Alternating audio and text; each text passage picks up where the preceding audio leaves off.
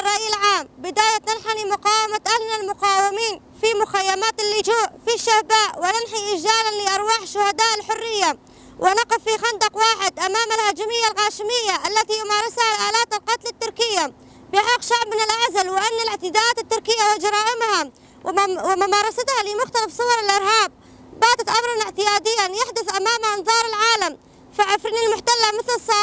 مثل صارخ ماثل للعليان على حجم هذه الانتهاكات، وكذلك سريكانية وطل أبيض وكريس بي وعين عيسى، ومؤخرا العدوان السافر على منطقة الشهباء لأحداث تغير في البنية الديمغرافية التركية السكنية، حيث لم يسلم حتى أشجار الزيتون من هذا العدوان القذر، حيث حرقت ونقلت قرابة المليون شجرة إلى المدن التركية. وأن الاعتداءات المتكررة من الآلات الإرهاب القاتل